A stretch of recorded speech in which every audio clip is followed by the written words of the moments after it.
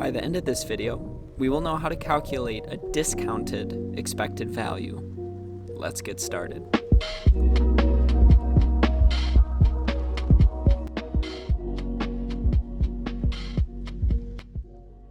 You are given the following information about a warranty insurance policy for a machine.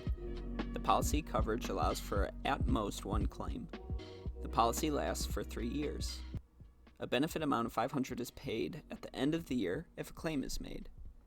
The annual probability that a machine is still functioning at the end of the year, given it was functioning at the beginning of the year, is as follows: 90% for year 0, 80% for year 1, 70% for year 2. If there are no claims during the policy term, $100 is returned to the policyholder at the end of the policy term. Annual interest rate is I equals 5%. Calculate the actuarial present value of this policy.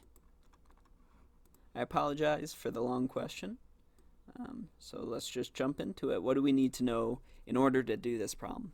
Well, first we need to know what discounting is, and this is where, assuming you've already passed exam FM, you should be quite familiar with this, but on the off chance you aren't, let's do a quick review.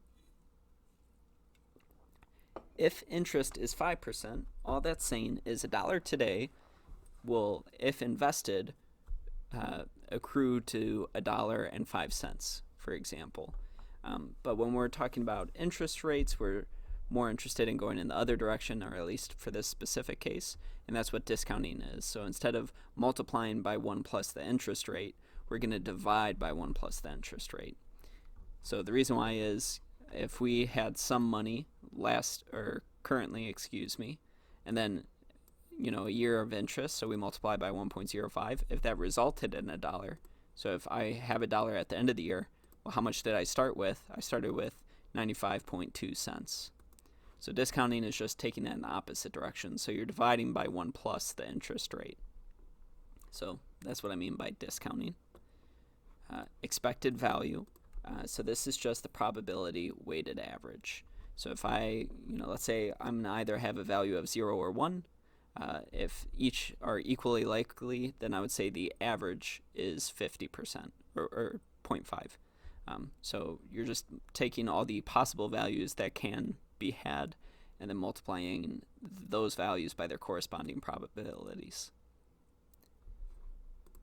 And then finally we have the expected present value. So that's combining these two concepts. So we are both going to consider the probability of something occurring, but we also need to get things in terms of their present day value dollars.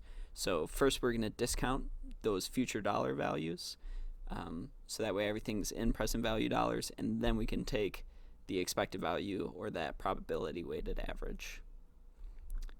So that's all you need to know to do this problem. And also, I would say if you passed P and FM, you have all the building blocks to be able to do this question. So I'm actually not really sure what material you're supposed to study beyond having done those exams in the past. But with that said, we'll just jump into it.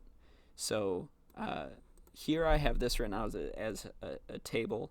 I actually drew out a branching process when I did this by hand of all the possibilities, but I figured as I was preparing this it might be easier in a table format.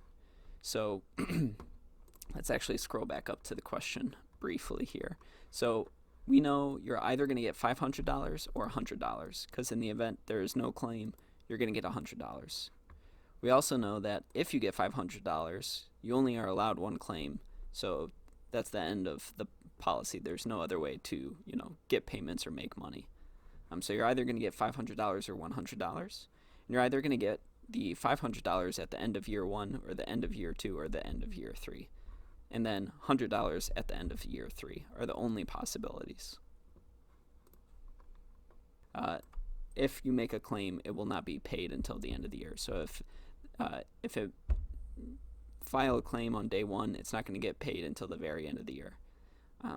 So this is really important, because that means that if you have a claim in the first year, you're not going to get $500 in present day dollars. You're going to get $500 a year from now.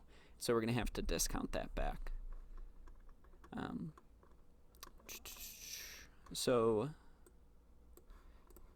I can get paid $500 at the end of the first year, or at the end of the second, or at the end of the third. Or if I never have a claim, I'll get $100 at the end of the third. Now, what are the probabilities of each of these occurring? You'll also notice that all of those probabilities were assuming you made it that far, the probability you lasted another year or not. So those are actually conditional probabilities. Conditional on you making it up to that point, what's the probability you survive an additional year? So there's a 10% chance of filing a claim in the first year. Well, how about the second year? Well, the only way you can file a claim in the second year is if you didn't file a claim in the first year.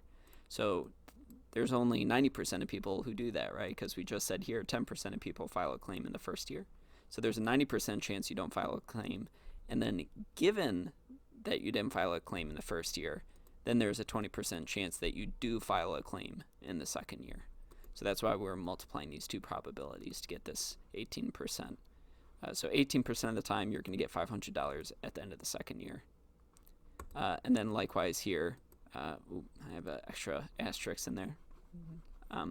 But here, same thing, 90% chance no claim first year, 80% chance no claim second year, and then 30% chance that you do have a claim is this 21%, and then finally the same thing, but you never file a claim, and then you just get that $100. So now we know the probability of all possible events.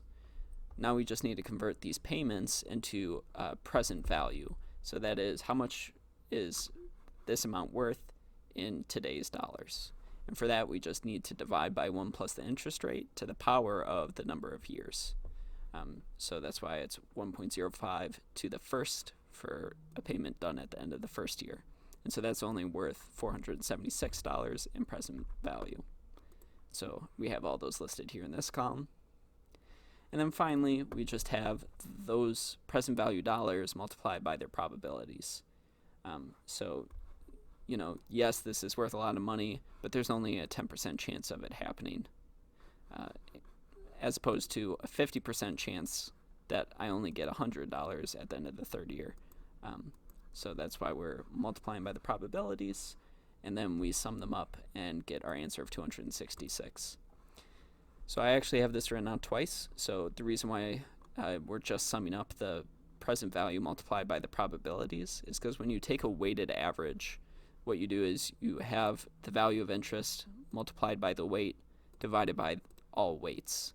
And when you deal with probabilities, the sum of all probabilities is always equal to 1. So you're really just dividing by 1 there.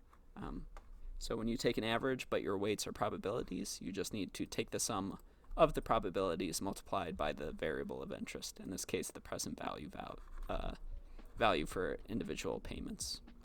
And that is how we end up getting our answer of $266. Scrolling up, we see that is C, which is our final answer.